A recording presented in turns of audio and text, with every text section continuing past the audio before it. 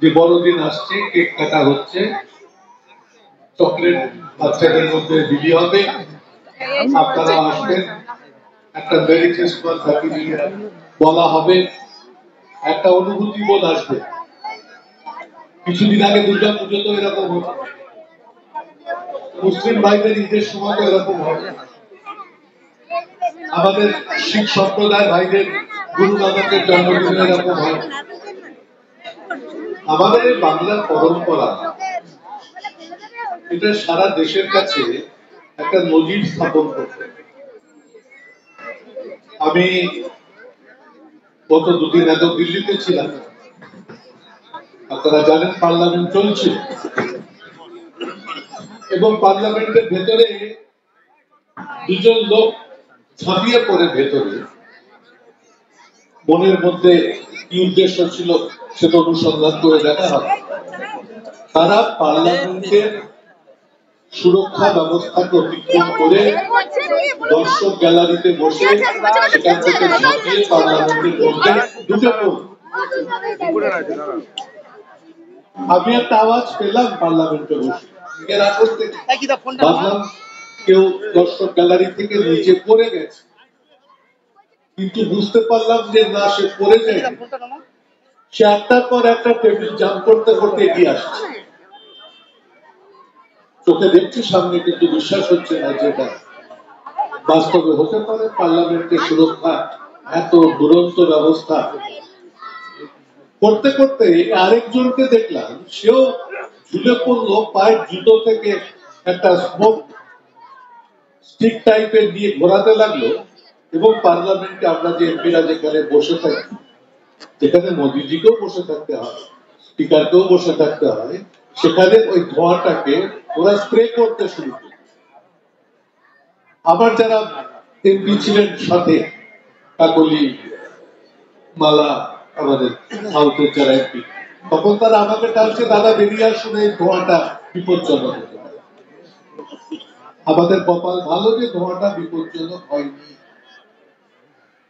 এই ধোঁয়াটা যদি বিষাক্ত হতো, পয়জনাস হতো, তাহলে সেদিন কত সংখ্যায় সংসদ ওই ঘরের মধ্যে পড়ে প্রাণ যেত, সে কথা ভাবলে এখনো গা শিউরে ওঠে। তাহলে এত বড় একটা নিরাপত্তার যে বিঘ্নিত হলো, ল্যাপসেস অফ সিকিউরিটি হলো, তাহলে এই কথাটা তো পরবর্তীকালে দেশের যিনি স্বরাষ্ট্রমন্ত্রী, তাকে তো পার্লামেন্টে এসে আমাদেরকে বলতে হবে যে কে সই করেছে, কার সই নিয়ে এই দুজন লোক পার্লামেন্টের ভেতরে এসেছে।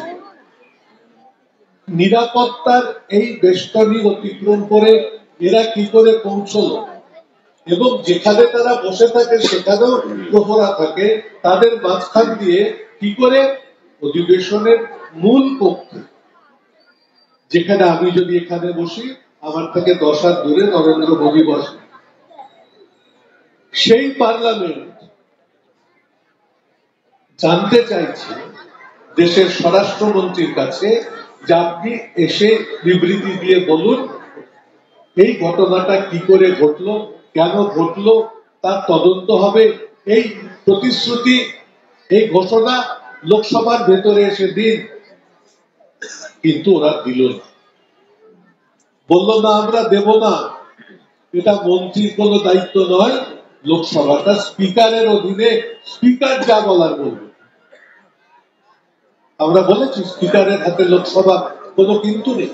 কিন্তু দিল্লি পুলিশটা, সেটা দিল্লি রাজ্য সরকারের হাতে নেই। দিল্লির পুলিশ অরবিন্দ কেজরিওয়াল দেখাশোনা করে না, দিল্লির পুলিশ ভারতবর্ষের স্বরাষ্ট্রমন্ত্রীর অধীনে। তাই সেখানে যদি সিকিউরিটি ল্যাপস হয়, তার জবাব দিতে হবে অমিত শাহকে ঘরের মধ্যে এসে, কিন্তু তিনি দিলেন না। একদিন, দুদিন, 3 দিন আমরা প্রতিবাদ করতে করতে যখন ক্রমাগত নিজেদের আসন ছেড়ে সামনের দিকে যেতে থাকলাম, আপনারা ভাবতে পারেন 150 জন এমপিকে এরা সাসপেন্ড করে, 150 জন সাংসদ কেন এই প্রশ্ন তুলেছে, কেন প্রশ্ন তুলছো বলে প্ল্যাকার্ড দেখিয়েছে, এর জন্য 150 জন এমপিকে সাসপেন্ড করেছে। এই ভারতবর্ষে আমরা বাস করছি। আমি তারপর থেকেই বলছি যে এই ভারতবর্ষ আমরা দেখতে চাইনি। সংসদীয় গণতান্ত্রিক ব্যবস্থাকে বিপজ্জনক অবস্থায় ঠেলে দেওয়া হচ্ছে। আমাদের যে যুক্তরাষ্ট্রীয় কাঠামো বলে, ফেডারেল স্ট্রাকচার অফ গভর্নমেন্ট, কেন্দ্র এবং রাজ্য একে অপরের সঙ্গে সম্পর্ক রেখে কাজ করবে, সেই ব্যবস্থাটা বিজেপি রাখতে দিতে চায় না। আপনারা দেখেছেন একটা ভালো পার্লামেন্ট ছিল, আপনাদের অনেকে তো পার্লামেন্ট দেখেছেন। মোদিজির ইচ্ছা হলো ওই পার্লামেন্টটা ভালো লাগছে না, 1200 কোটি টাকা দিয়ে একটা নতুন বাড়ি বানালেন। আমরা এই পার্লামেন্ট থেকে উল্টো দিকের দরজা দিয়ে ঢুকে আরেকটা পার্লামেন্টে ঢুকলাম। কোন দরকার ছিল না এই পার্লামেন্ট। আমি এখনো আওয়াজ তুলে এসেছি দিল্লিতে, ফিরিয়ে দাও সেই পুরনো পার্লামেন্ট, ফিরিয়ে দাও সেই পুরানো সংসদ। চাই না তোমার এই নতুন সংসদ, তোমার আতিশয্যের, তোমার নির্লজ্জ নিজের কেবলমাত্র প্রতিষ্ঠাকে প্রতিষ্ঠিত করবার জন্য, দেশের ইতিহাসকে মুছে দেবার জন্য তুমি এই পার্লামেন্ট তৈরি করেছো। অন্যায় করেছো। এই বলা কি অনুচিত হয়েছে? না, অনুচিত হয়নি।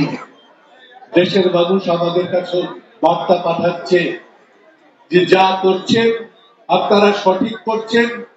বিজেপি এবং তার কেন্দ্রীয় সরকার যে পদ্ধতিতে এই পরিচালনা, এই কাজ করছে, সেটা তারা ঠিক করছে না। দেশের এই অবস্থান বিপন্ন করে দেবার যে প্রচেষ্টা চলছে, সেই প্রচেষ্টাকে প্রতিহত করতে হবে।